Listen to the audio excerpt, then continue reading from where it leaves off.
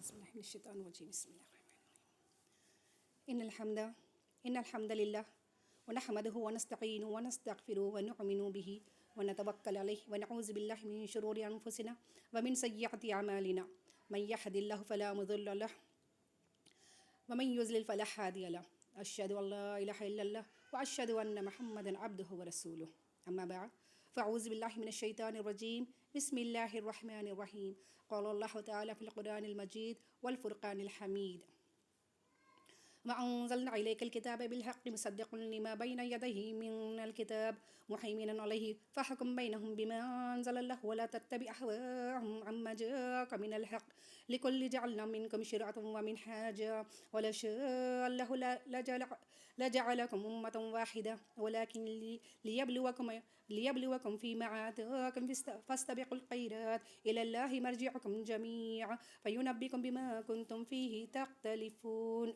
صدق الله العظيم سبحانك اللهم وبحمدك وتبارك اسمك وتعالى جدك ولا إله غيرك ربنا آتنا في الدنيا حسنة وفي الآخرة حسنة وقنا عذاب النار ربنا آتنا في الدنيا حسنة وفي الآخرة حسنة وقنا عذاب النار اللهم إني أعوذ بك أن أشرك بك وأنا أعلم واستغفرك لما لا أعلم رب اجعل هذا بلدا آمنا وجنبني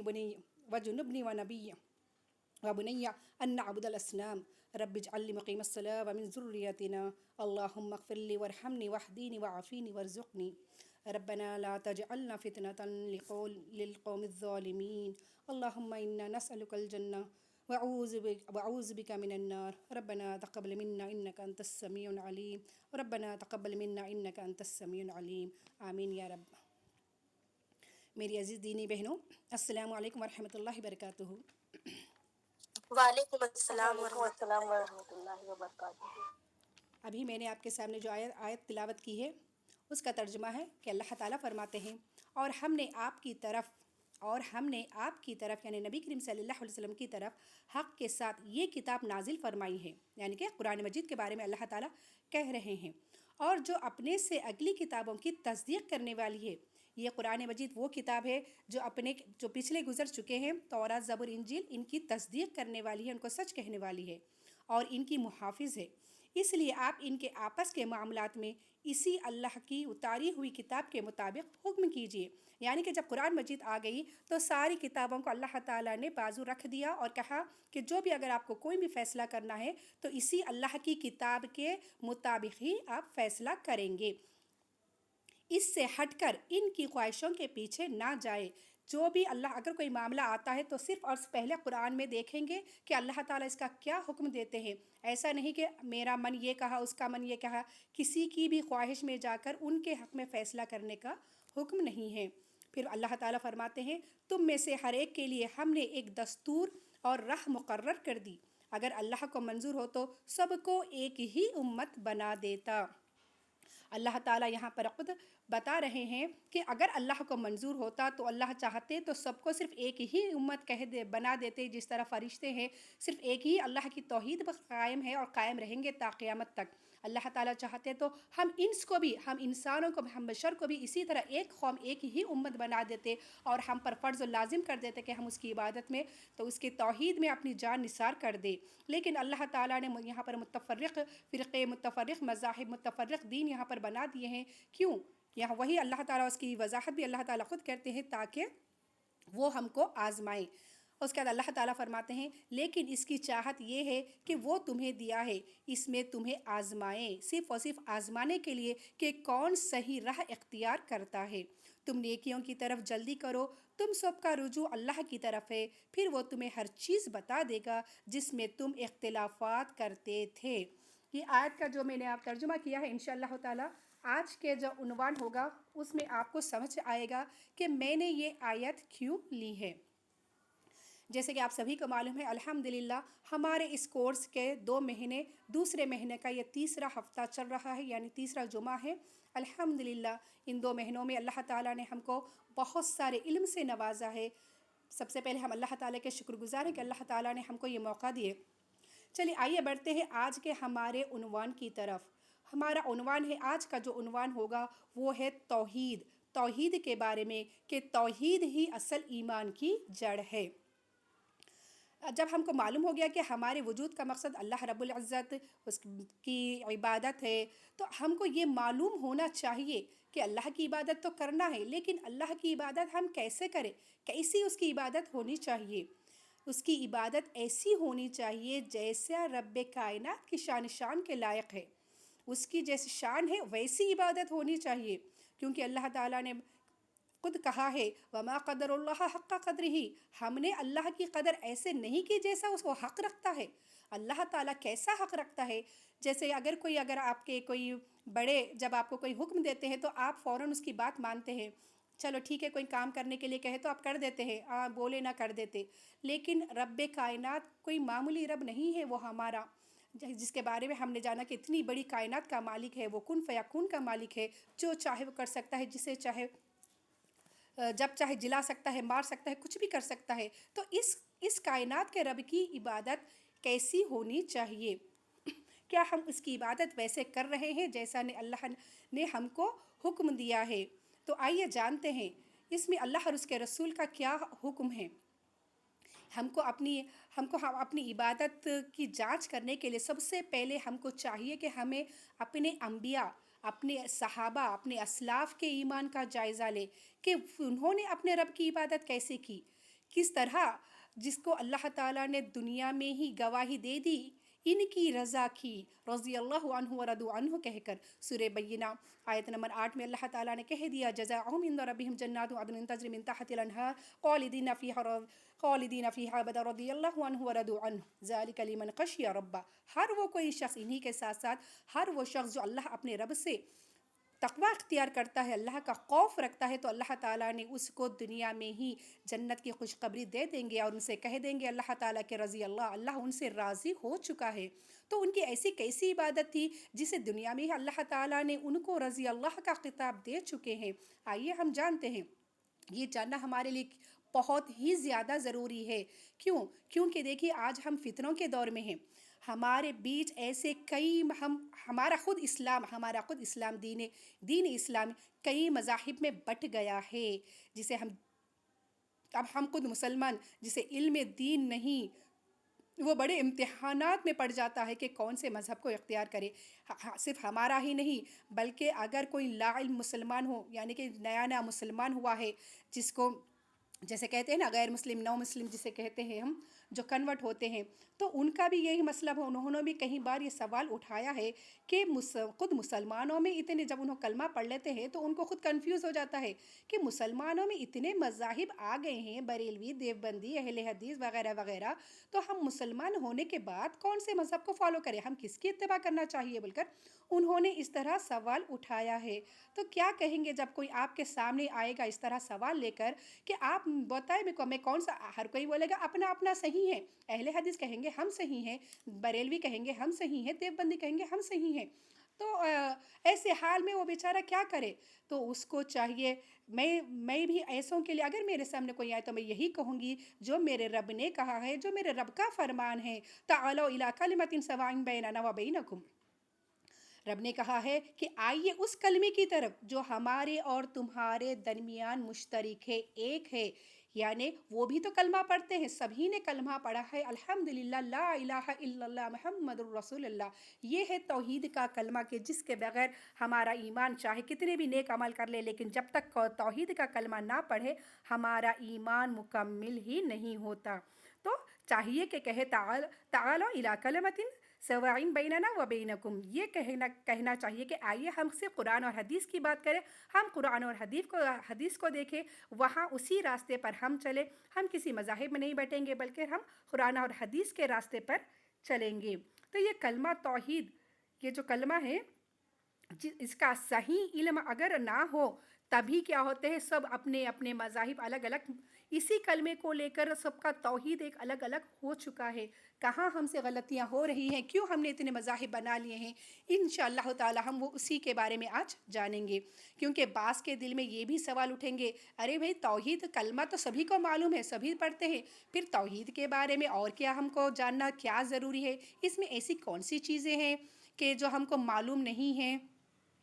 ضروری ہے. اگر یہ ضروری نہیں ہوتا تو اللہ تعالیٰ اپنے خود محبوب بندے خاتم النبیین کو یہ نہیں کہتا کہ فَعْلَمْ أَنْ لَا إِلَهَ إِلَّا اللَّهُ، تو جان لے کہ بے شک کوئی معبود نہیں ہے سوائے اللہ کے. خود اللہ نے اپنے نبی کو فرمایا ہے قرآن میں فَعْلَمْ أَنْ لَا إِلَهَ إِلَّا اللَّهُ. کیوں کہتے اللہ تعالیٰ؟ اسی طرح ابراہیم کو اللہ تعالیٰ دعا میں نہ سکھلاتے وَجْنُبِي وَإِنَّ نَعْبُدَ الْأَصْنَامَ. خود ابراہیم علیہ السلام کی دعا میں اللہ تعالیٰ نے ان کو سکھایا ہے. اسی طرح انبیاء نے بھی اپنی اولاد کو نصیحت نہ کرتے اگر یہ توحید اتنی خاص نہ ہوتی. توحید کے معنی کیا ہے ہم کو جاننا ضروری ہے. انبیاء نے بھی اپنی اولاد کو، جیسے سورہ لقمان میں بھی ذکر آیا ہے کہ لقمان علیہ السلام نے اپنے بیٹے سے کہا، وہ ان کو نصیحت کر رہے تھے کہ یا بنی لا تشرک باللہ ان الشرک لظلم عظیم. تو ہم کو جاننا چاہیے کہ توحید ہے کیا، توحید کا معنی ہے کیا. دیکھیے توحید ہے کہنا احد، اللہ تعالیٰ کو ایک ماننا، اللہ تعالیٰ کو اس کی عبادت میں کہ اس کے سوا کوئی معبود نہیں، احد ہے، ایکتا ہے، وہ ہے لا الہ الا اللہ. یہ ہے توحید. اس کلمے کا ہم کو دل سے تصدیق کرنا ہے. لا الہ الا اللہ محمد الرسول اللہ، یہ ہم کو دل سے تصدیق کرنا اور زبان سے اقرار کرنا. دل میں کچھ ہوگا اور زبان سے اقرار کرنے پر بھی یہ قابل قبول نہیں ہے، بلکہ دل سے بھی مانیں گے کہ اللہ کے سوا کوئی معبود نہیں، محمد صلی اللہ علیہ وسلم اللہ کے رسول ہیں، اور زبان سے بھی اس کا اقرار کریں گے. صرف اور صرف اس کی عبادت، اللہ ہی کی عبادت ہم کو کرنا اس کا مقصود ہے. اب یہاں پر بہت سارے علماء نے، معتبر علماء نے توحید کی 3 قسمیں بتائی ہیں. توحید کی 3 قسمیں علماء نے بتائی ہیں. توحید الوہیت، توحید ربوبیت، اسماء و صفات. ان تینوں میں اگر کسی نے ذرہ برابر بھی شرک کیا تو اس نے گویا وہ اللہ کا مشرک بن گیا، یعنی کہ اللہ کے ساتھ شریک کرنے والا ہو گیا. اب آپ پوچھیں گے کہ باجی یہ توحید الوہیت، توحید ربوبیت اور اسماء و صفات یہ کہاں سے لائے؟ کیا اس کی کوئی دلیل ہے؟ کیا اس یہ قرآن اور حدیث سے ثابت ہے؟ تو انشاءاللہ تعالی ہاں، ہمارے علماء نے جو صحیح اس کا علم حاصل کیا ہے انہوں نے اس کی بھی دلیل نکالی ہے. وہ ہے سورہ مریم آیت نمبر 65. آیت نمبر 65 میں اللہ تعالیٰ نے فرمایا رب السماوات والارض وما بینہما فاعبدہ واصطبر لعبادتی هل تعلم لہ سمیہ. اللہ تعالیٰ فرماتا ہے آسمانوں کا، زمین کا اور جو کچھ ان کے درمیان ہے سب کا رب وہی ہے، تو اسی کی بندگی کر اور اسی کی عبادت پر جم جا. کیا تیرے علم میں اس کا ہم نام کوئی اور بھی ہے؟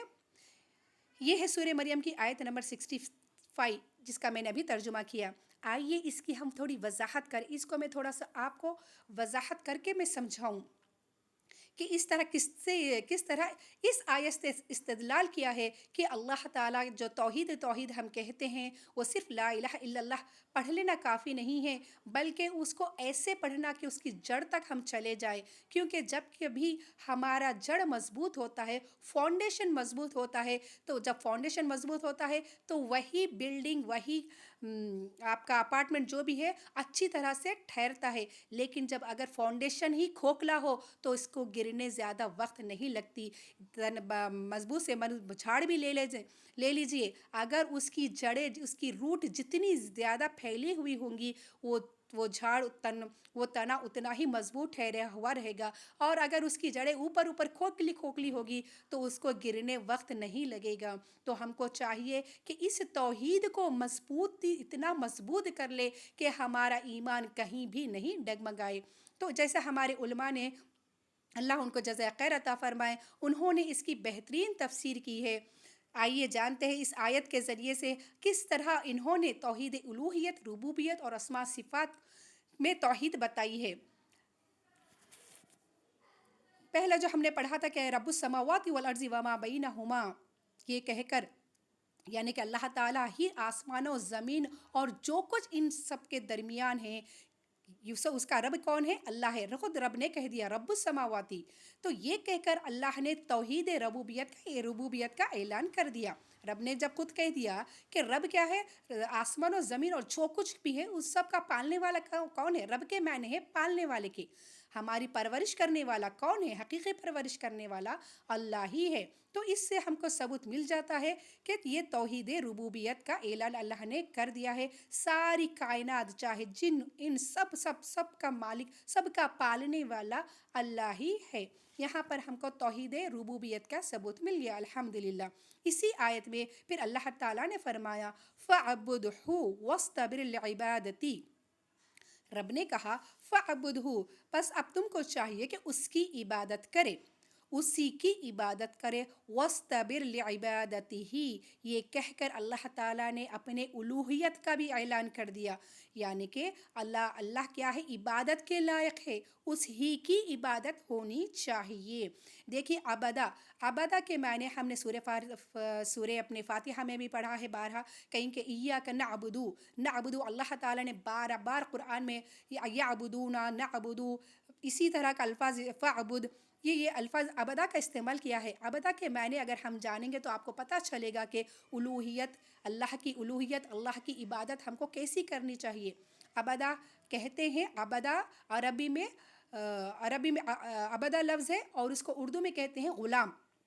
عبادہ کے معنی ہے غلامی کرنا۔ ایک غلام کا کام کیا ہوتا ہے؟ اپنے آقا کی اتباع میں، پیروی میں اپنی ساری زندگی وہ قربان کر دیتا ہے۔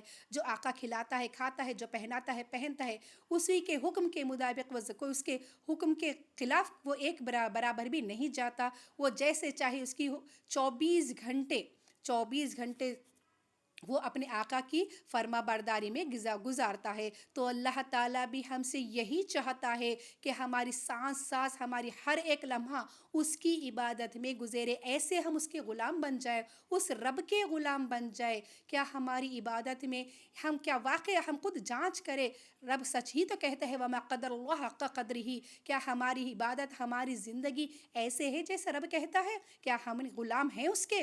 آج ہم کس کے غلام ہیں؟ آپ خود اپنا جانچ کریں، ہم کو اچھی طرح سے معلوم ہے۔ تو ہم کو ایسی عبادت کرنا ہے جس سے رب نے ہم کو حکم دیا ہے فَعْبُدْهُ، اس کی عبادت کرو۔ پھر رب نے یہی بھی کہا ہے وَاسْتَبِرْ لِعِبَادَتِهِ، اور چاہیے کہ ہم کیا کریں؟ جم جائیں، ثابت قدم رہے اس کی عبادت میں۔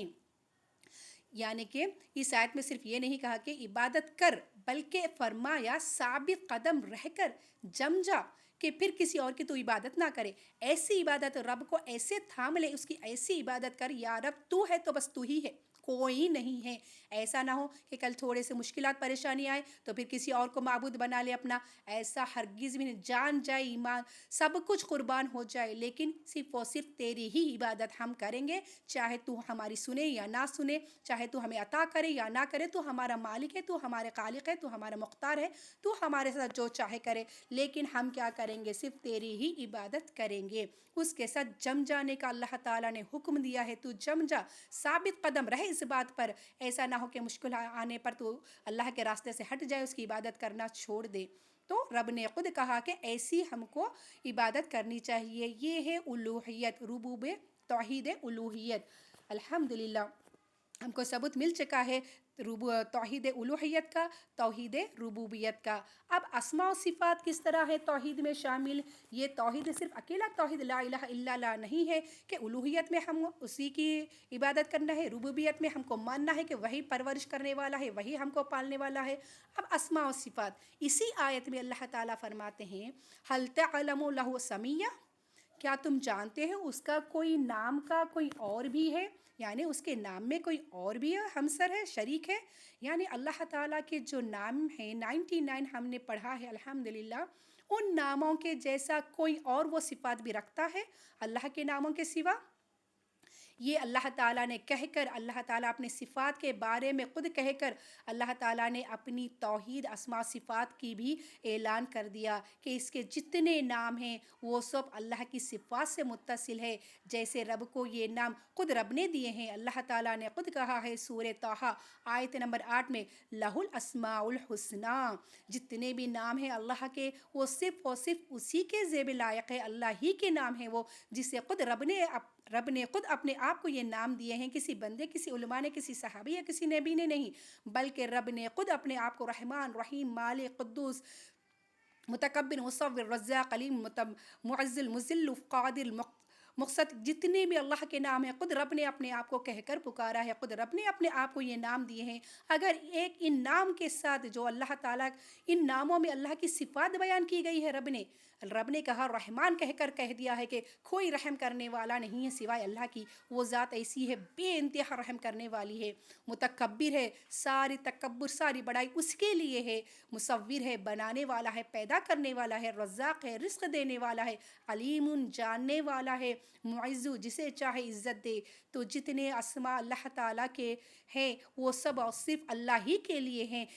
اگر ان صفات میں بھی اگر آپ نے کسی شریک کیا، کسی اور کو ہم نے یہ کہہ دیا کہ تو رحمان ہے، کسی اولیاء اللہ کو ہی کیوں نہ کہہ دیا، کسی صحابہ کو ہی بھی یہ نہیں کہہ دیا کہ آپ متکبر ہے، آپ مصور ہے، آپ رزاق ہے، تو گویا ہم نے اللہ توحید میں ہم نے شرک کیا۔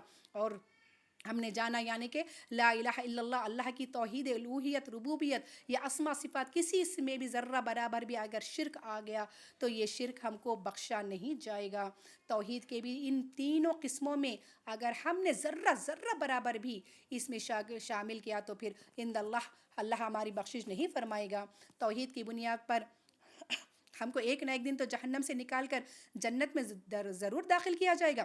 توحید زندگی میں جس نے ایک بار بھی کلمہ پڑھا ہے تو ایک نہ ایک دن وہ ضرور جنت میں داخل ہوگا، جیسا کہ پچھلی کلاسوں میں ہم نے جانا آخری جنتی کا ذکر، ٹھیک ہے، زندگی میں ایک ہی بار، لیکن اگرچہ کہ اس کے اعمال نہیں تھے، اس کے اعمال سے وہ خالی تھے، لیکن یاد رکھے اگر اس میں وہ کون سا تھا، اس نے شرک نہیں کیا تھا، شرک کے علاوہ اس نے بڑے سے بڑے زمین بھر کے سمندر کی جھاگ بھر کے وہ گناہ لے کر آیا تھا، تو اب بھی اللہ نے معاف کر دیا اس ایک اکیلے توحید کی وجہ سے۔ لیکن اگر اس کے توحید میں ذرہ برابر بھی شرک آ گیا تو پھر اس کی بخشش نہیں ہے، وہ خود ہم انشاءاللہ تعالیٰ اس کو دلیل سے میں آپ کو بتاؤں گی۔ کیونکہ دیکھیے ایک جب سچا مومن ہوتا ہے توحید پر ہونے کے باوجود بھی وہ شرک سے ڈرتا رہتا ہے۔ ہمارے صحابہ کی بھی یہی عالم رہتا تھا، اگر کوئی بھی آیت اترتی تو فوراً پہلے اپنے اعمال کا محاسبہ کرتے کہ کہیں ان کے اعمال میں وہ چیز داخل تو نہیں ہو گئی، اور مسلمان ہونے کے باوجود، کیونکہ یہ دور فتنوں کا دور ہے، ہم مسلمان ہونے کے باوجود کلمہ پڑھنے کے باوجود ہمارے اندر کیسے شرک آ گیا ہے ہم کو خود معلوم نہیں ہوتا ہے۔ تو اس کے لیے ہم کو سب سے پہلے صحیح علم حاصل کرنا ضروری ہے، ہمارا فاؤنڈیشن ہماری جڑ کو مضبوط بنانا ہے۔ یہ کب ہوگا؟ تب ہم کو اس کے بارے میں صحیح علم حاصل ہوگا۔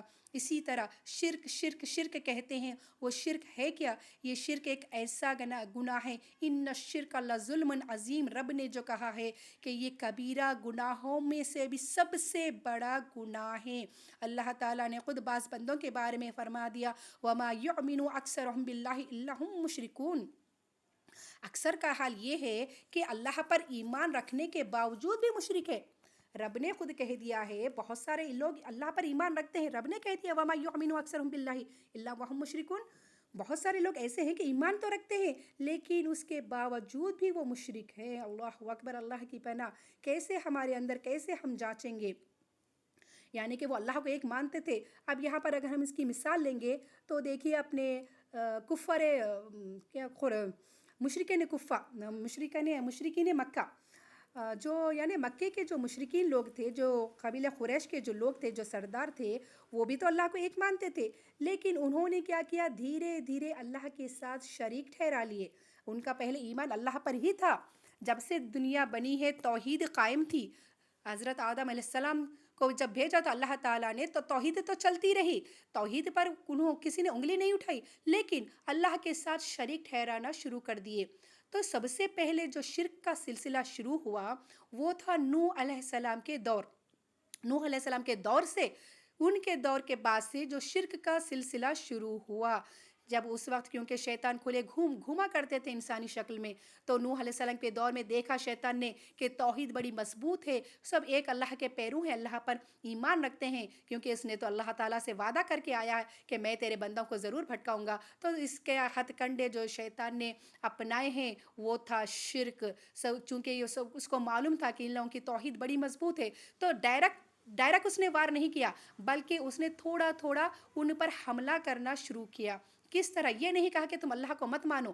دیکھیے آئیے جانتے ہیں، جس کا ذکر سورہ نوح آیت نمبر 23 میں اللہ تعالیٰ نے خود فرمایا ہے وقالوا لا تذرن آلهتكم ولا تذرن ودا ولا سواع ولا يغوث ولا يعوق ونسرا.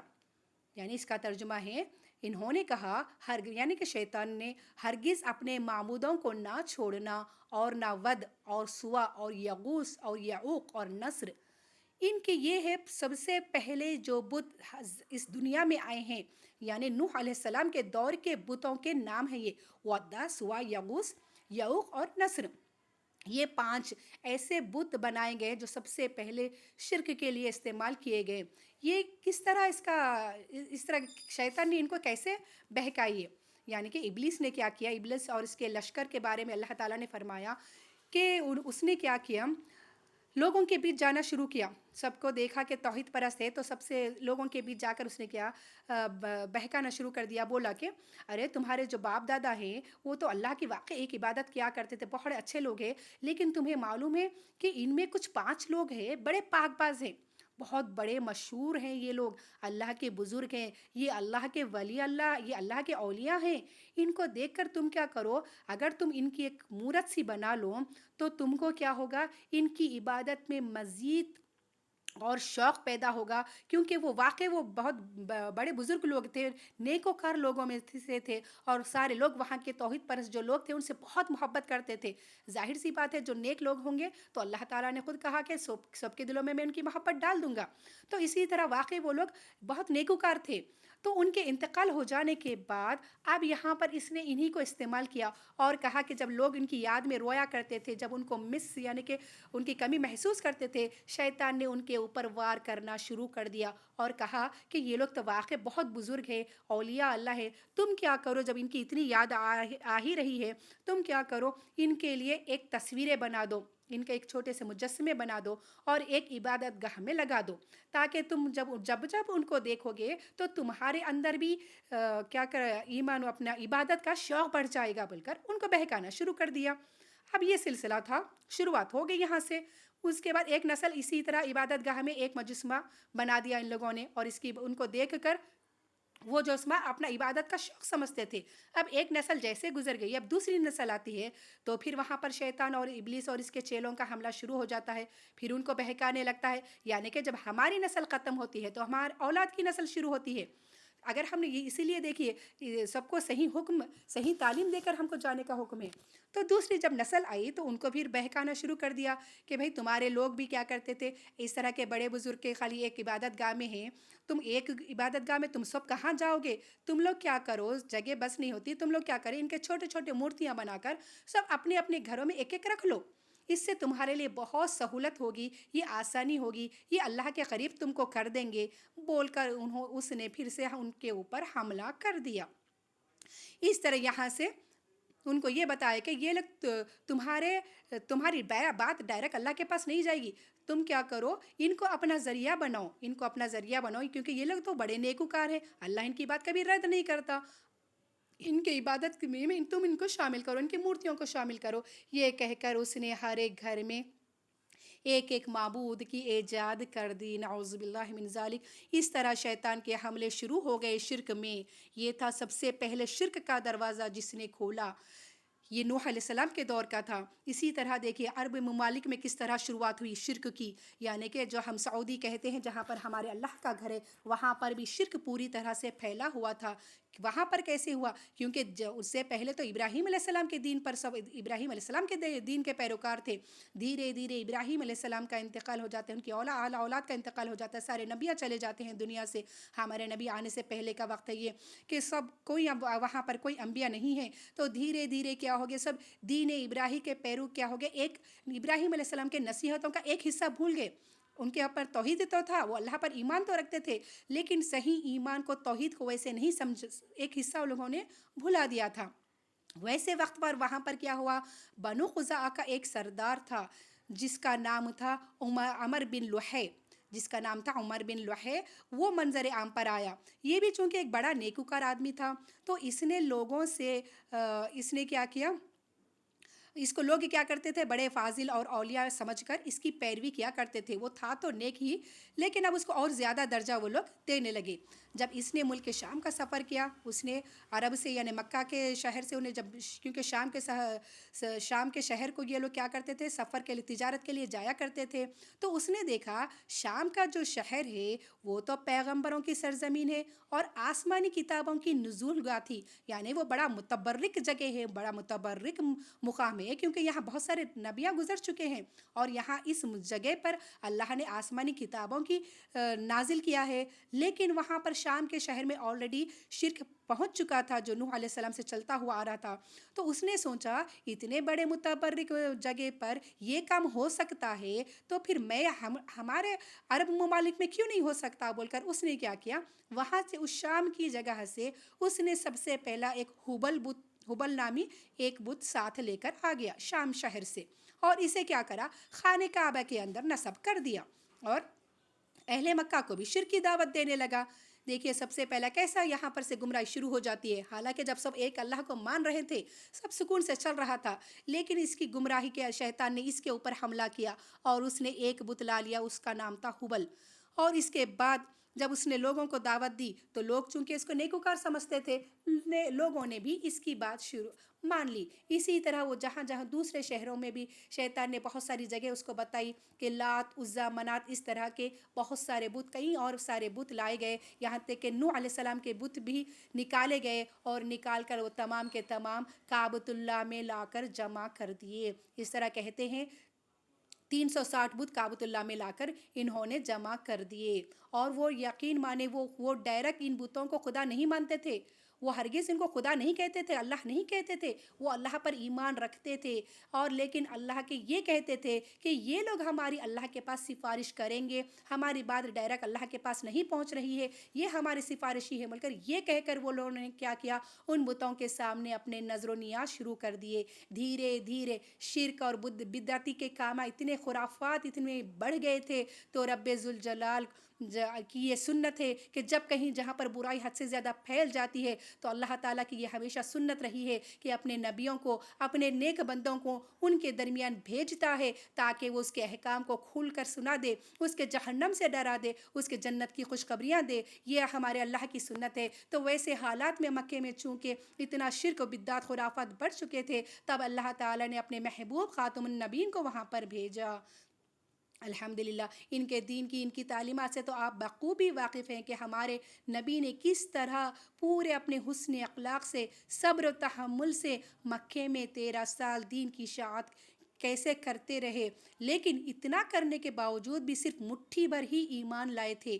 اس وقت بھی نبی کی دعوت پر بھی مٹھی بھر ایمان لائے تھے. یہاں تک کہ آپ کے چچا جو تھا ابو لہب، اب ان لوگوں نے بھی کتنی آپ کی سخت مخالفت کی، کتنی آپ کو اذیتیں دی.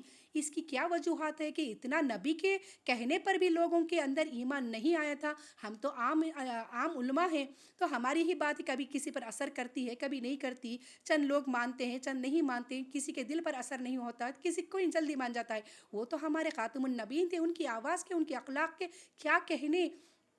اور تب بھی کیوں لوگ ایمان نہیں لائے؟ کیونکہ وہ لوگ کمزور تھے. گناہ کرتے کرتے کرتے وہ کمزور پڑ چکے تھے. یاد رکھیے جو بندہ غلط ہوتا ہے، جو ہمیشہ غلط کا ساتھ دیتا ہے، جو گناہ کرتا ہے، وہ سب سے بڑا کمزور ہو جاتا ہے. ایمان ہم چپکے نہیں کہتے، ایمان بہت بڑی طاقت ہے. میں نے بارہا کہا ہے کہ آپ کا ہتھیار آپ کا ایمان ہے. اتنی طاقت آپ کو محسوس ہوگی کہ آپ اکیلے کافی ہو جائیں گے ساری دنیا کے خلاف لڑنے کے لیے. تو یہاں پر جو کمزور پڑ گئے تھے یہ گناہوں کی وجہ سے.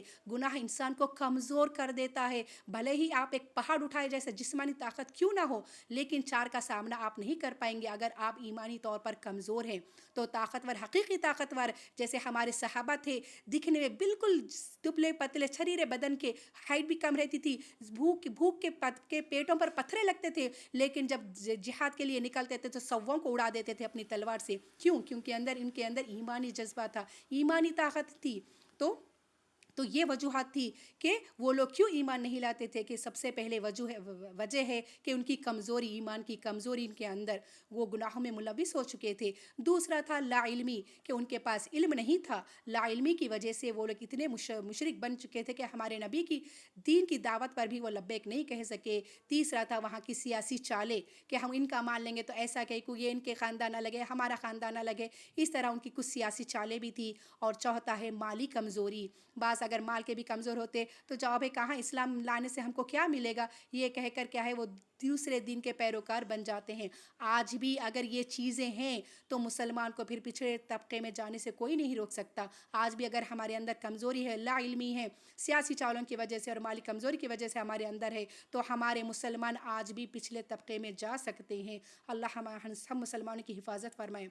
تو دیکھیے یہ تھا الحمدللہ نوح علیہ السلام کے دور کا، کہ کس طرح وہاں پر شرک کی شروعات ہوئی، اسی طرح عرب ممالک میں کیسا وہاں پر شروعات ہوئے۔ آئیے جانتے ہیں ہمارے نبی کے آنے کے بعد بھی شرک کا سلسلہ ختم نہیں ہوا، وہاں پر کیسے لوگ کیسے شرک کرتے تھے۔ چونکہ ہمارے نبی کا دور متوسط دور کہلاتا ہے، یعنی کہ درمیانی دور، جو نوح علیہ السلام اس کے بعد کے جو انبیاء ہیں وہ قدیم دور کہلاتا ہے، اور جو نبی کا دور ہے وہ متوسط دور کہلاتا ہے، اور جو آج ہم جس دور میں جی رہے ہیں یہ جدید دور ہے، یعنی کہ نیا دور ہے۔ تو پھر دیکھتے ہیں کہ ہم نے تو جان لیا قدیم دور کا کس طرح شرک کی شروعات ہوئی، اب ہمارے نبی کے دور میں کیسے متوسط دور کے لوگ کیا کرتے تھے۔ چونکہ اس وقت یہود اور نصارہ کے لوگ زیادہ تھے وہاں پر، وہ لوگوں کے اندر کیا شرک تھا، سب سے بڑا یہ شرک تھا کہ وہ خود کہتے تھے کہ یہود اور نصارہ ہم اللہ کے بیٹے ہیں، نعوذ باللہ۔ وہ لوگ یہ کہتے ہیں جس کا ذکر اللہ تعالیٰ نے سورہ مائدہ آیت نمبر 18 میں فرمایا، وقالت الیہود والنصارى نحن ابناء اللہ احباؤہ، انہوں نے کہا یہود اور نصارہ کہ ہم اللہ کے بیٹے ہیں اور اس کے سب سے مقرب بندے ہیں۔ انہوں نے خود کو اپنا سرٹیفکیٹ دے لیے، وہ لوگ بولنے لگے کہ ہم تو بڑے نیک ہیں، ہم تو بڑے اللہ کے محبوب ہیں، ہم اللہ کے بہت قریب لوگ ہیں، اور ہم یہود اور نصارہ تو اللہ کے بیٹے ہیں، نعوذ باللہ۔ اس طرح انہوں نے کہہ دیا۔ یہ تھا ان کے سب سے بڑا شرک، اللہ کے ساتھ شریک کرنا، کہ اللہ کے اپنے بیٹے، خود کو اللہ کا بیٹا بنانا۔ دیکھیے یہ جو توحید ہے ہمارے نبی کے لیے بھی اتنا سینسٹیو ایشو تھا کہ بہت باریکی سے ہمارے نبی نے اس کو دیکھا تھا۔ توحید ہی آپ کے لیے سب کچھ معنی رکھتا تھا، جس کو صحیح سمجھانے کے لیے ہمارے نبی یہاں پر آئے تھے، اس لیے کہ اپنے آخری لمحات اب آپ کی وفات کا وقت قریب ہے، اور آپ کے جسم پر اتنا ٹیمپریچر، اتنی گرمی، بخار کا گرمی، ایسا کہ کہتے ہیں کہ جب آپ کے جسم پر پانی ڈالا جاتا تو وہ پانی کھولتا ہوا نیچے بہہ جاتا تھا، اللہ اکبر۔ ویسی حالت میں بھی آپ کو اپنی امت کی فکر تھی، یہی کہتے تھے شرک سے، یعنی توحید کے بارے میں بھی آپ فرماتے تھے۔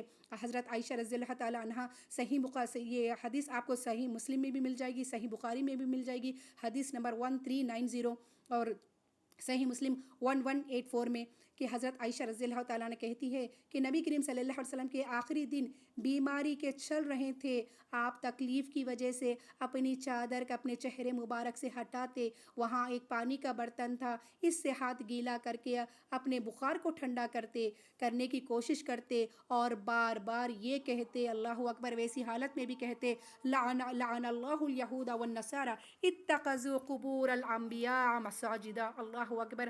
ویسی حال میں بھی آپ کہتے لعنت ہو یہود اور نصارہ پر کہ انہوں نے انبیاء کے قبروں کو مساجدیں بنا لی ہیں، قبروں کو درگاہ یعنی کہ عبادت گاہ بنا لیا ہے، اللہ اکبر۔ یہ تھا ہمارے نبی کا الفاظ کہ قبروں کو درگاہ بنانے، قبروں کو عبادت گاہ بنانے پر لعنت۔ کیا ہم میں سے آج جس نے کلمہ توحید پڑھا ہے اس لعنت سے دو چار ہو رہے ہیں؟ کیا کوئی ہے ایسے مسلمان جو اس لعنت سے آج بھی دو چار ہو رہے ہیں، جس کے نبی کے الفاظ ہے کہ جس پر لعنت کی گئی؟ ہمارے نبی کا کبھی لعنت نہیں کہتے، لیکن آج ایسے چیزیں ہیں جس پر لعنت دی گئی ہے۔ اب اس سے بچنے کے لیے ہم کیسے معلوم کریں کہ یہ ہم اس دور سے گزر رہے ہیں؟ تو اس کے لیے چاہیے کہ ہم اپنے ایمان کا جائزہ کریں اور شرک کے بارے میں علم حاصل کریں۔ دیکھیے شرک اس کی بھی دو قسمیں بتائی ہیں ہمارے علماء نے، ایک ہے شرک اکبر اور دوسرا ہے شرک اصغر۔ شرک اکبر یعنی کہ شرک اکبر سب سے بڑا شرک کسے کہتے ہیں؟ یعنی اللہ کے ذات جو ہم نے پڑھا ہے، اس کی ذات الوہیت، ربوبیت اور اسماء صفات میں شریک کرنا، اللہ کی ذات میں، ربوبیت میں، الوہیت میں، الوہیت میں اور اس کے اسماء صفات میں شریک کرنا. جیسے کہ اللہ تعالیٰ نے خود کو رزاق کہا ہے. اگر ہم کہیں گے یا غریب نواز تو رزاق ہے، تو ہمارا داتا ہے، تو مشکل کشا ہے، تو ہمارا حاجت روا ہے، یہ تمام بھی شرک اکبر ہوگا.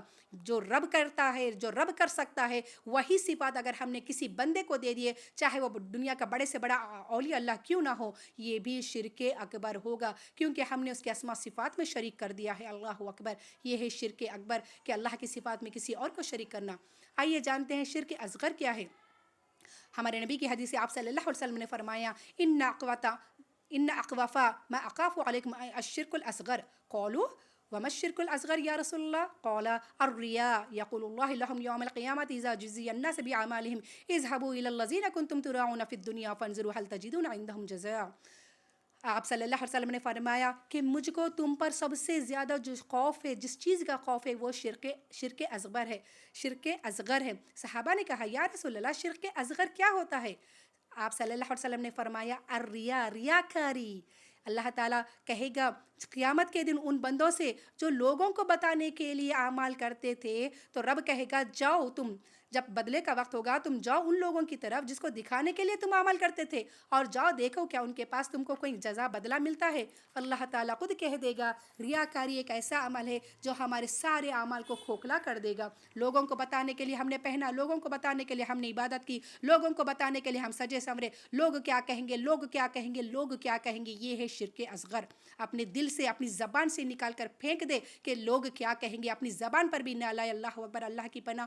شرک اصغر ہے یہ کہے ہمیشہ یہ سوچے میرا رب کیا کہے گا، میرا رب کیا سوچے گا، میں ایسا رب کو میں کیا جواب دوں گی. یہ ہماری زبان پر ہونا چاہیے. یہ ہے ہمارا توحید. اگر کسی کی زبان پر آتا ہے لوگ کیا کہیں گے، کہنے دیجیے جسے جو کہنا ہے. اگر آپ حق پر ہے تو آپ یہی کہیں گی کہ آپ اپنی توحید کی حفاظت کریں گے اور کہیں گی میرا رب کیا کہے گا اگر میں ایسا کچھ کروں گی تو. اللہ ہم کو ایسی توفیق عطا فرمائے. تو ہم نے جانا کہ شرک اکبر اور شرک اصغر کیا ہے. یہ یاد رکھے کہ شرک کی معافی نہیں ہے. میں نے کہا کہ دلیل سے بات کروں گی تو اس کی دلیل ہے سورۃ النساء آیت نمبر 48 میں اللہ تعالیٰ نے خود فرما دیا ہے ان اللہ لا یغفر ان یشرک بہ ویغفر ما دون ذلک لمن یشاء. اللہ تعالیٰ فرماتا ہے کہ بے شک اللہ کے ساتھ شرک اگر کریں گا تو اس کی بخشش نہیں ہے. وَيَغْفِرُ مَا دُونَ ذَلِكَ. اور اگر اس کے علاوہ تو زمین بھر کا بھی گناہ لائے، جسے چاہے اللہ معاف کر دے گا. اللہ کا اختیار ہے. لیکن رب خود کہہ دیا ہے کہ رب نے ہاتھ اٹھا لیے ہیں کہ میں شرک کو معاف نہیں کروں گا. اس کے ساتھ رب نے فرمایا ہے وَمَن يُشْرِكْ بِاللَّهِ فَقَدِ افْتَرَىٰ اِثْمًا عَظِيمًا. اور جس نے اللہ کے ساتھ شریک کر لیا اس نے اللہ پر بڑا گناہ، اس نے اللہ پر جھوٹ باندھا اور یہ بڑا ہی بڑا گناہ ہے. اگر دیکھیں میں اپنے الفاظ میں، اگر ہم اپنی عام الفاظ میں لیں گے، یہ تو موٹی موٹی کتابی باتیں ہوئی. اگر میں آپ کو اپنے الفاظ میں سمجھاؤں گی کہ ایک طرح کی ملاوٹ ہے. شرک کرنا کیا ہے؟ ایک طرح کی ملاوٹ ہے.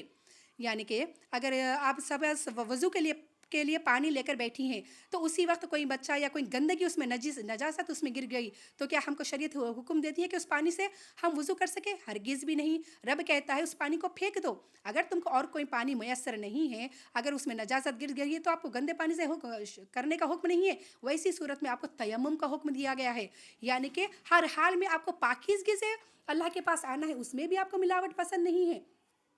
اگر آپ کو پانی نہیں ملتا آپ تیمم کریں. اسی طرح اگر میں ہماری عام اور ایک مثال دوں گی، جیسے کہ آپ کو کہیں پکوان کرنا ہے، جیسے خاص کر بریانی لے لے جو ہر جگہ بڑی مشہور ہے. تو بریانی آپ کو بنانا ہے تو آپ اگر بریانی کو کیسے بناتی ہیں، اس کے مال مسالے بنا کر برابر چکھ کر بار بار اس کو چکھ کر اس کی چاخنی بنائی جاتی ہے. چکھ کر کوئی زیادہ نہ ہو جائے تب ہماری بریانی برابر اترتی ہے.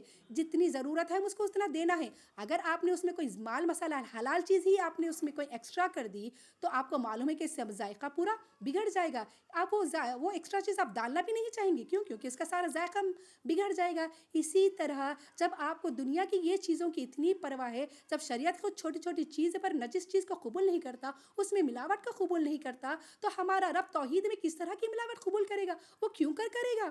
رب نے اس لیے کہا ہے وما قدر اللہ حق قدرہ، ہم نے اس کی قدر ویسے نہیں کی ہے جیسے ہم کو کرنا چاہیے، ہم اس سے ویسا نہیں ڈرتے ہیں جیسا ڈرنا چاہیے، ہم ویسے توحید پرست نہیں ہیں جیسے ہونا چاہیے۔ آپ خود ہی سوچیں، کیا میری کسی بھی بات میں کوئی غلط بات میں نے کہی ہے؟ میں نے کسی مذہب یا کسی عقائد پر انگلی نہیں اٹھائی ہے، سب کے اپنے اپنے طریقے ہیں۔ میں نے آپ کے سامنے صرف توحید کو کھل کر صحیح سمجھایا ہے کہ حقیقی توحید کیا ہے۔ جب ہم دنیا کے بارے میں اتنا سوچے ہیں، رب نے خود کہا ہے حلال چیز کو پکانے میں آپ کو حلال چیز ہی ایکسٹرا زیادہ سے نمک اس میں ایکسٹرا نہیں ملا سکتی، جب توحید ہی حلال ہے تو اس میں کچھ غلو بھی نہیں ہم کو کرنا چاہیے۔ نبی سے محبت بے شک ہماری جان سے زیادہ محبت کرنا چاہیے، لیکن اس حلال چیز کو بھی ہم کو ایکسٹرا یعنی کہ غلو نہیں کرنا چاہیے کہ وہ توحید جا کر شرک بن جائے۔ تو یہ ہے کہ جس کی شرک یا حفاظت اللہ تعالیٰ نے بارہا ہم کو کہا کہ اس کی حفاظت ہم کو کرنی چاہیے۔ آئیے کہ دیکھتے ہیں کہ ہمارے اندر تو کہیں شرک نہیں پنپ رہا ہے، جو اللہ تعالیٰ نے فرمایا ہے کہ ہمارے اندر جو شرک آ چکا ہے وہ ہے ہمارے خواہشوں کو اپنا معبود بنا لینا۔ اللہ اکبر، آج جو جدید دور کا جو سب سے بڑا فتنہ ہے، خواہشات کو لوگوں نے اپنا معبود بنا لیا ہے، جس کا ذکر اللہ تعالیٰ سورہ فرقان آیت نمبر 43 میں کہا ہے، اور ایت من اتخذ الہہ ہواہ، کیا تم نے اس بندے کو نہیں دیکھا جس نے اپنی خواہشات کو اپنا معبود بنا لیا ہے۔ اللہ اکبر، یہ بھی شرک اکبر ہو گیا۔ اگر تم نے کہا کہ میری مرضی، میری زندگی میرے مرضی چلے گی، میرے ماں باپ نے کہہ دیا، میرے ساس سسر نے کہہ دیا، میرے شوہر نے کہہ دیا کہ جو چاہے کرو، جو چاہے پہنو، جیسا چاہے پھرو، بازاروں میں پھرو، ایسے رسم رواج کرتے رہو، اللہ کا انہیں دیکھیں گا، شریعت کو بازو رکھو۔ یہ ہے شرک کے اکبر۔ آپ نے اپنی آپ کو، اپنی ذات کو بہت اہمیت دی، یہ نہیں دیکھا کہ میرا رب اس سے میرا رب کیا کہے گا، میں گناہوں کی حقدار بن جاؤں گی، میرے رب کی نظر میں گر جاؤں گی۔ اس طرح کے شرک میں ہم ملوث ہو چکے ہیں۔ جب شرک ہمارے اندر آ گیا تو کیسے ہم توحید پرست ہوں گے؟ اسی طرح ہمارے عقائدوں میں بگاڑ آ چکا ہے۔ کس طرح کے عقیدے؟ یعنی کہ ہمارے نبی نے فرمایا کہ قبروں کی زیارت کرو، لیکن ہم نے اس میں غلو کر دیا۔ قبروں کی زیارت کرنے کے ساتھ ساتھ وہاں پر عورتیں بھی پھول جانے لگی، پھر اس کے ساتھ ساتھ وہاں چراغیں جلانا، قبروں کا طواف کرنا، وہاں نظر و نیاز کرنا، مردوں کو پکار کر اپنے حاجت بتانا، وہاں پر سجدے کرنا۔ اللہ اکبر، یہ تمام چیزوں میں ہم نے ایک سنت کو لے کر اس کو بڑا بگاڑ دیا ہے، ہم نے سارے عقیدے کو بگاڑ دیا ہے۔ یاد رکھے کہ اگر ولی اللہ کی قبر بھی کیوں نہ ہو، حقیقی ولی اللہ کی بھی قبر کیوں نہ ہو، تو وہ ضرور ہماری بات کو سنتے ہیں، لیکن وہ ہماری مدد نہیں کر پاتے۔ اللہ تعالیٰ نے اس کا ذکر سورۃ النمل میں کہہ دیا ہے، آیت نمبر 180 میں، کہ انکا 80 نمبر، انکا لا تسمع الموتى، تم مردوں کو نہیں سنا سکتے، ولا تسمع الصم الدعاء، اور ایسے لوگوں کو بھی تم نہیں سنا سکتے، اذا ولوا مدبرین، جو پیٹھ پھیر کر چلے جاتے ہیں تو ان کے اوپر بھی کچھ اثر، دینی باتوں کا اثر نہیں ہوتا۔ تو اللہ تعالیٰ نے جب کہہ دیا کہ مردے نہیں سنتے ہیں تو ہمیں ان کو نہیں پکارنا چاہیے۔ اسی طرح ہمارے بعض عقائد کہ اگر کہتے ہیں کہ چہارشنبے کے دن اس طرح کریں گے تو 4 بار ہوگا، چہارشنبے کے دن کوئی کام کریں گے تو 4 بار کرنا ہوگا، یہ میں نے بہت بار سنا ہے، تو مجھے بہت ہنسی آتی تھی کہ واہ کتنا اچھا کام ہے، پھر نیکی کام 4 بار، ایک بار کریں گے تو 4 بار ہوتے رہے گا۔ تو ایسی دماغ میں خیال آتا ہے کہ مرد حضرات کو بھی چاہیے کہ اپنے جو پہلا نکاح ہے وہ چہارشنبے کے دن کرے، تاکہ ان کو 4 بیویاں نصیب ہو جائے۔ اللہ اکبر، کیسے کیسے خیالات ہیں لوگوں کے۔ اسی طرح کہتے ہیں کہ بلی نے اگر راستہ کاٹ لیا تو ہمارا کام نہیں بنے گا۔ تو پوچھنا چاہوں گی، جو لوگ کہتے ہیں کہ بلی کا راستہ کاٹنے سے کہتے ہیں کہ کام نہیں بنے گا، تو حضرت ابو ہریرہ کے سامنے، تو آگے پیچھے صحابہ کے سامنے حضرت ابو ہریرہ جو بلی کے لیے بڑے مشہور تھے، جس کو ہریرہ کا خود لقب دیا گیا، خود نبی نے انہیں ہریرہ کا لقب دے دیا، اتنی محبت ان کو بلیوں سے تھی، وہ بلیاں تو بار بار وہ صحابہ کا راستہ کاٹتے تھے، پھر ان کے ساتھ کیوں منحوسیت نہیں آئی؟ اللہ تعالیٰ نے ان کو رضی اللہ کہہ دیا ہے۔ کہاں ہے دیکھیے ہماری سوچ، کہاں ہے ہمارا عقیدہ؟ اسی طرح بعض کہتے ہیں کہ یہ فلاں کپڑا پہننے سے ایسی بیماری آ گئی، یہ فلاں رنگ کے کپڑے پہننے سے ہماری زندگی میں منحوسیت آتی ہے۔ اسی طرح بعض کو کہتے ہیں، خاص کر ساس سے کہتی ہے، صبح صبح جب بہو کی صورت دیکھ لیتی ہے تو کہتی ہیں کہ آج اس کی صورت میں نے دیکھی تو میرا سارا دن خراب ہو گیا۔ اللہ اکبر، ایسی خیالات، ایسی سوچ، ایسے عقائد بگاڑ لیے۔ سوچئے، اسی طرح کہتے ہیں کہ کالا دھاگا لگانے سے نظر سے ہمارے بچوں کی حفاظت ہوتی ہے، کالے ڈوریاں ڈالنے سے، پیروں میں ہو چاہے ہاتھوں میں ہو، گلے میں ہو، تو ان سے پوچھئے کیا سر کے بال کالے نہیں ہیں، کالا دیدہ نہیں ہے، وہ کافی نہیں ہے نظر توڑنے کے لیے؟ جب کالی چیز نظر توڑ سکتی ہے تو اللہ تعالیٰ نے سر میں خود کالے بال دیے ہیں، پھر وہ نظر کے لیے کیوں نہیں کافی ہو جاتی؟ یہ سب ہماری عقیدے کا بگاڑ ہے۔ یہ تمام چیزیں، یہ عقیدے میں جو بگاڑ آ گیا ہے، یاد رکھیے الضار النافع، اللہ نے خود اپنی صفات میں کہا ہے، میں نقصان کر پہنچانے والا ہوں اور میں النافع، میں نفع دینے والا ہوں۔ یہ چیزیں کرنے سے ہم کو نفع نقصان نہیں ہوتا، یہ صرف عقیدے کا بگاڑ ہے، ہمارے توحید کو یہ چیزیں کمزور کر رہی ہیں۔ تو جب اللہ کہتا ہے اسما صفات الضار والنافی، تو رب پر ایمان ہونا چاہیے کہ رب ہم کو نقصان نفع دینے والا ہے، رب شفاعت دینے والا ہے، کسی کے چہرہ دیکھنے کرنے سے دن نہیں بگڑتا، بلکہ اگر آپ سنت سے نہیں اٹھیں گی تو ہمارا دن ضرور خراب جائے گا، اس میں برکت اٹھا لی جائے گی، وہ دن منحوس کہلائے گا جس دن ہم نے اللہ کا ذکر نہیں کیا گیا، جس گھر میں نماز نہیں پڑھی گئی وہ قبرستان کہا گیا ہے۔ تو ہم کو چاہیے کہ صحیح علم حاصل کریں۔ یہی ہے شرک اکبر، کہ اگر ہم نے نفع نقصان کسی کو بھی پہنچانے کا حق ہم نے کسی اور پر ظاہر کر دیا تو یہ ہو گیا شرک اکبر، کہ ہم نے کسی اللہ کے صفات کے ساتھ کسی کو بھی اگر شریک کر دیا۔ اسی طرح آج جو سب سے بڑا فتنہ ہے وہ نئی نئی چیزیں، دین میں نئے نئی چیزیں پیدا کرنا، ایجاد کرنا، کیونکہ ہر بدعت یعنی ہر نئی چیز کو پیدا کرنے کے بارے میں اللہ کے نبی نے فرمایا کل بدعت ضلالہ کل ضلالۃ فی النار، یہ نبی کے الفاظ ہے، صحیح، یہ بالکل صحیح حدیث ہے جس کے بارے میں نبی نے کہا ہے، ابن ماجہ ترمذی میں بارہا یہ حدیث آئی ہے، کل بدعت ضلالہ کل ضلالۃ فی النار، کوئی بھی نئی چیز نیا کردہ دین میں نئی چیز کیا ہے؟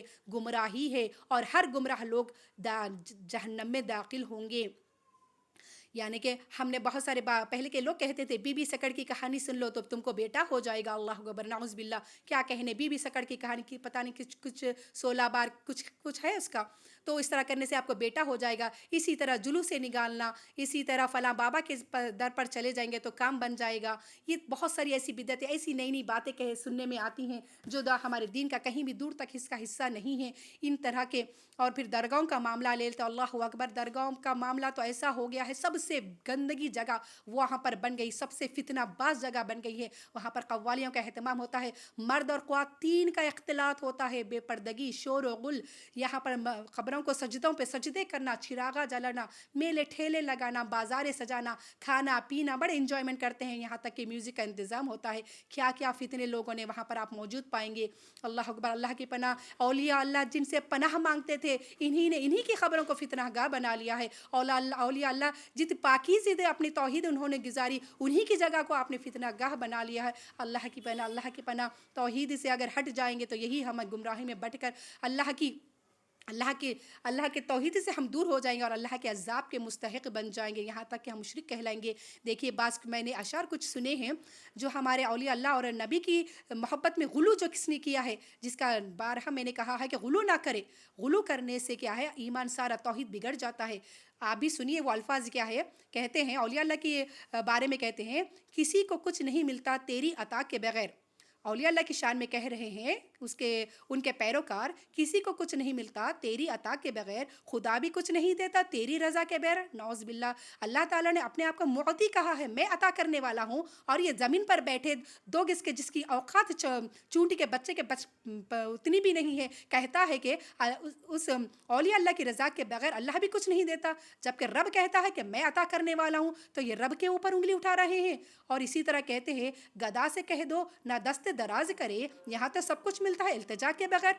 اللہ اکبر، بنا مانگے کہتے ہیں اولیاء اللہ ان کو سب کچھ دے دیں گے، جب اللہ تعالیٰ کہتا ہے، قرآن میں خود اللہ تعالیٰ فرماتا ہے، وَإِذَا سَأَلَكَ عِبَادِي عَنِّي فَإِنِّي قَرِيبٌ أُجِيبُ دَعْوَةَ الدَّاعِ إِذَا دَعَانِ، رب کہتا ہے جب میرا بندہ سوال کرتا ہے تو میں اس کو عطا کروں گا، جب میرا بندہ سوال کرتا ہے تو میں اس کو عطا کروں گا، اور جب بندہ مجھ کو پکارتا ہے تو میں اس کی جواب دیتا ہوں، رب کہتا ہے۔ اور یہ لوگ کہتے ہیں کہ ان کے اولیاء اللہ جو بھی ہے بنا مانگے ان کو سب کچھ عطا کر دیں گے، کیوں؟ اللہ کے طرف سے یہ اللہ کے بالکل پوری طرح سے اللہ سے جنگ کر رہے ہیں، یہ اللہ کے اوپر انگلی اٹھا رہے ہیں، اللہ پر جھوٹ، اللہ کے شریک ٹھہرا رہے ہیں، یہ لوگ جو اللہ کے صفات میں ہے یہ کسی اور کو ٹھہرا رہے ہیں۔ اور اسی طرح یہ لوگ کہتے ہیں کہ بے شک غریب نواز دلوں کے حال بہتر جانتے ہیں۔ اللہ اکبر، یہ اختیار تو خود ہمارے نبی کو بھی اللہ نے نہیں دیا ہے، دلوں کا حال جاننے والا صرف اور صرف اللہ ہی ہے، کوئی فرشتہ نہیں، کوئی نبی نہیں، کسی کو یہ اختیار نہیں دیا، دلوں کے حالات جاننے والے، ہمارے نیتوں کو سمجھنے والا صرف اور صرف اللہ ہی ہے، جس کا ذکر اللہ تعالیٰ نے کئی صورتوں میں کیا ہے۔ وہ فرماتا ہے سورہ اعلیٰ میں بھی اس طرح کہا ہے، انہ یعلم الجہر وما یخفی، تم جو کچھ ظاہر کرتے ہو جو کچھ چھپاتے ہیں، اللہ تعالیٰ سب کچھ معافی الصدور، وہ جو کچھ ہمارے دلوں میں ہے وہ سب کچھ جاننے والا صرف اور صرف ہمارا رب ہے، اس کا اختیار رب نے کسی کو بھی نہیں دیا ہے۔ ہاں، بعض چیزیں جو نبی نے بتائی ہیں جو غیب کی چیزیں وہ اللہ کی دی ہوئی عطا کردہ علم کے ذریعے سے ہے، خود اپنے سے وہ کچھ نہیں کہتے ہیں، تو ہم کو چاہیے غلو نہ کرے۔ اسی طرح ہمارے پیارے آقا محمد صلی اللہ علیہ وسلم کی بھی محبت میں غلو کرنے والے کہہ اٹھے ہیں کس طرح کے بیہودے الفاظ انہوں نے کہا ہے. کہتے ہیں کہ جو مستوی تھا عرش پر خدا ہو کر اتر پڑا ہے مدینے میں مصطفیٰ ہو کر. نعوذ باللہ. کہتے ہیں جو عرش پر تھا یعنی کہ جو رب تھا خدا بن کر جو رب عرش پر بیٹھا تھا وہ مدینے میں مصطفیٰ ہو کر اترا ہے. اللہ اکبر. کس طرح کے شرک انہوں نے کیا, کس طرح, کیوں ان کے جسموں پہ رونگٹے کھڑے نہیں ہو جاتے. جو مدینے جو مصطفیٰ توحید کا پیغام لے کر سب کو صحیح توحید کے لیے آئے تھے انہی کو انہوں نے خدا بنا دیا. جس طرح یہود اور نصارہ نے عیسیٰ علیہ السلام کو خدا بنا دیا ہے, نصارہ نے خود عیسیٰ کو خدا کہے بیٹھے ہیں. یہی ان کی محبت ہے. کون کر رہا ہے یہ کلمہ توحید پڑھ کر بھی کہتے ہیں, اس طرح کے الفاظ استعمال کرتے ہیں, تو اللہ ان کو کیسے بخشے گا. اللہ کی پناہ. نعوذ باللہ من ذالک. اللہ تعالیٰ نے سورہ طٰہٰ میں خود کہا ہے الرحمن علی العرش استویٰ. اللہ وہ رحمان وہ ہے جو اپنے عرش پر بیٹھا ہوا ہے. تو انہوں نے کہا کہ مدینہ مصطفیٰ وہ خود زمین پر آ گئے ہیں. نعوذ باللہ. یہ غلو ہوتا ہے, اس سے باز آ جائے. یہ ایک ایسی ہے کہ خود نبی نے ان کی سفارش سے نبی نے خود منع کر دیا ہے. آپ نبی کریم صلی اللہ علیہ وسلم کی ایک حدیث ہے کل نبی دعوت مستجابہ فتعجل کل نبی ان دعوتہ وانی اختباتہ دعوتی شفاعۃ لامتی یوم القیامہ فہی نائلۃ ان شاء اللہ من مات من امتی لا یشرک باللہ شیئا. نبی کریم صلی اللہ علیہ وسلم نے فرمایا کہ اللہ تعالی نے ہر نبی کی ایک خاص دعا ہوتی ہے جو وہ مانگتا ہے تو فوراً اللہ تعالیٰ وہ اسے عطا کر دیتا ہے.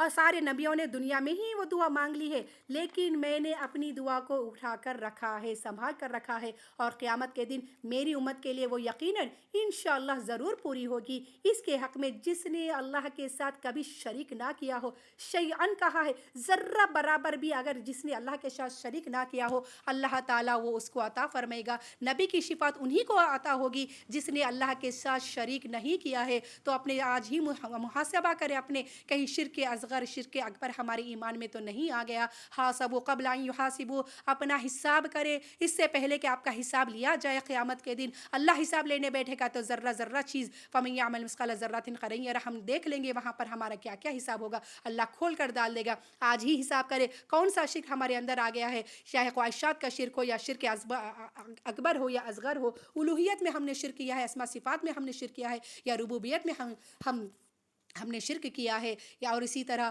ایک اور کے غلو جو اور کے ایک غلط عقیدہ سورہ مائدہ آیت نمبر 35 میں کہتے ہیں کہ جس وسیلوں کو لے کر لوگ وسیلہ جو اولیاء اللہ کی طرف منسوب کرتے ہیں, کہتے ہیں کہ وسیلے کا ذکر آیا ہے قرآن میں, یہ کہہ کر ان کو وسیلہ خبر پرستی پر جا کر نظر و نیاز کرتے ہیں اور ان کو وسیلہ بناتے ہیں. تو یاد رکھ لیے سورہ مائدہ آیت نمبر 35 میں جو اللہ تعالیٰ نے ذکر کیا ہے یا ایھا الذین آمنوا اتقوا اللہ وابتغوا الیہ الوسیلہ وجاہدوا فی سبیل اللہ لعلکم تفلحون. یعنی کہ اے ایمان والو تم اللہ سے ڈرو اور اس کے طرف ایک وسیلہ تلاش کرو اور اس کی راہ میں جہاد کرتے رہو تاکہ تم کامیاب ہو جاؤ.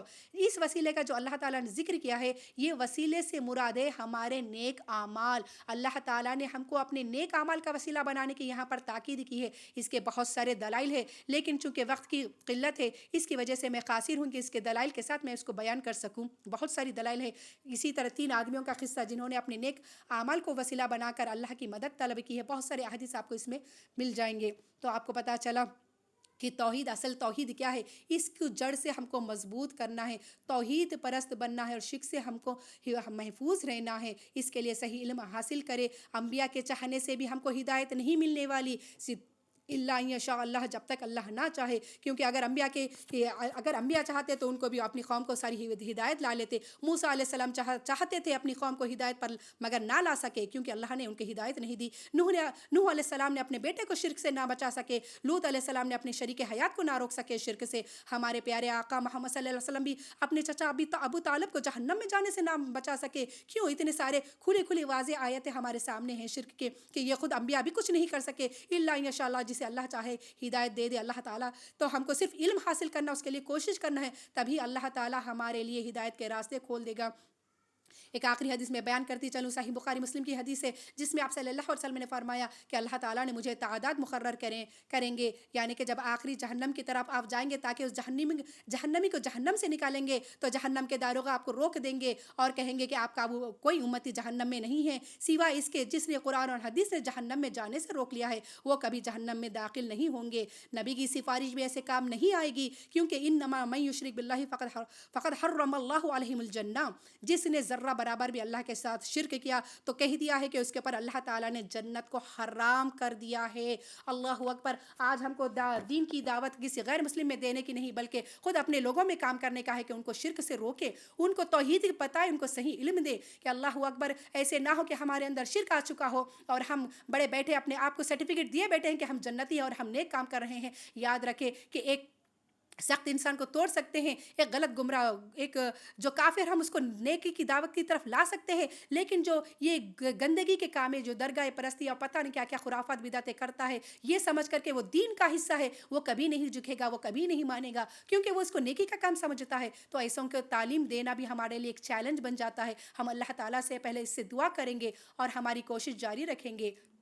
یاد رکھیں کہ بے شک تمام ہدایت صرف اور صرف اللہ ہی کی طرف سے ہے۔ یہدی من یشاء، جسے چاہے وہ ہدایت دے دیے۔ اس کے لیے ہم کو چاہے کہ صحیح علم حاصل کرے، اپنے اعمال کا محاسبہ کرتے رہیں، صحیح علم حاصل کرے، اپنے اعمال کا محاسبہ کرتے رہے کہ کہیں ہمارے اندر شرک نہیں آ جائے، رک جائے ایسی کسی بھی بدعت یا ایسے بھی شرک کے کام سے کہ جو ہمارا اسلام جس کی اجازت نہیں دیتا۔ اور اس کے ساتھ ساتھ سب سے پہلے اللہ سے دعائیں مانگتے رہے کہ اللہ تعالیٰ ہم کو ہدایت نصیب فرمائے، تب ہی ہم کو ہدایت ملے گی۔ اگر ہم ایسے کام کر دیا، میرے باپ دادا نے کہا، میرے ساس سسر نے کہا، تو یاد رکھیے وہ سب کے سب اگر جہنم میں جائیں گے تو وہ ہم کو بھی ساتھ جہنم میں لے ڈوبیں گے۔ ہم کو اللہ تعالیٰ نے، اللہ کا شکر ہے کہ ہم کو علم سے نوازا ہے، اللہ تعالیٰ نے ایسے بہترین علم سے نوازا ہے۔ تو میرے اے عباد الرحمن، اے میرے اللہ کے بندوں، اپنا محاسبہ کرے، اپنے بندوں کو، اپنے ساتھیوں کو نیکی کے کاموں میں ایک دوسرے کی مدد کرے، ان کو برائی سے روکتے رہے جس کا حکم میرے رب نے دیا ہے، ہمارے رب نے دیا ہے۔ اور فرماتا ہے سورہ مائدہ آیت نمبر 2 میں وَتَعَاوَنُوا عَلَى الْبِرِّ وَالتَّقْوَى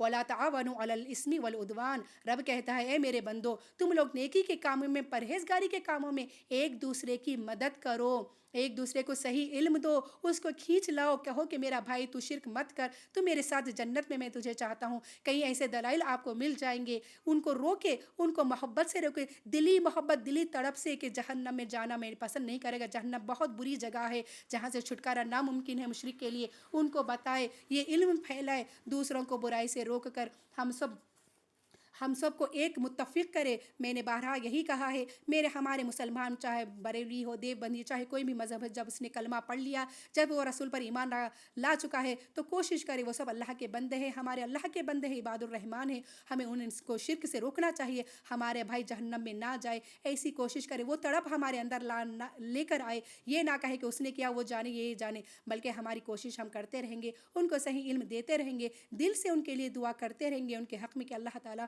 انہیں صحیح توفیق عطا فرمائے، صحیح علم سے نوازے۔ بہت سارے علماء تو بات نہیں، جو صحیح اگر علم آ گیا تو کہتے ہیں دوسروں پر کفر کے فتوے لگا دیتے ہیں، تو کافر ہو گیا، تو ایسا ہو گیا، تو مشرک ہو گیا۔ نہیں، اگر وہ گناہ گار ہے تو وہ اللہ کا گناہ گار ہے، وہ ہمارا گناہ گار نہیں ہے۔ ہم ان سے قطع تعلق نہ کریں گے ان کے کسی بھی بدعتی کام کی وجہ سے، بلکہ ہم ان کے حق میں دعائیں کریں گے، ان کو گلے ضرور لگائیں گے، لیکن ہم ان کے کفرانی کاموں میں، بدعتی کاموں میں ہم ان کا ساتھ نہیں دیں گے، بلکہ ہم ان کو نصیحت کریں گے، ان کے پاس جائیں گے، ان سے بات چیت کریں گے، حسن اخلاق سے پیش آئیں گے اور ان کو صحیح علم سے آگاہ کریں گے اور ان کے حق میں ہم دعائیں کریں گے، باقی ہم اس کو اللہ کے حوالے کر دیں گے۔ اللہ جانے، اللہ کا بندہ جانے، وہ اللہ کے حوالے ہے، وہ ہمارا گناہ گار نہیں ہے۔ تو ہم کو چاہیے کہ مذہبوں میں بٹنے کی بجائے ایک مذہب ہو جائیں، ایک اللہ کے بندے بنے، ہمارے لیے کافی ہے۔ تعالوا الی کلمۃ سواء بیننا وبینکم، یہی ہمارا مدعا ہونا چاہیے، اس پر ہمارا عمل ہونا چاہیے، ایک دوسرے سے محبت کرے، انسانی بندے ہیں،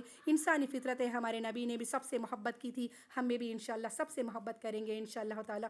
اللہ تعالیٰ سے میں آج کے عنوان کا اس اختتام پر اللہ تعالیٰ سے دعا کرتی ہوں کہ اللہ تعالیٰ نے جو کچھ ہم نے سنایا ہے اس پر عمل کرنے کی توفیق عطا فرمائے۔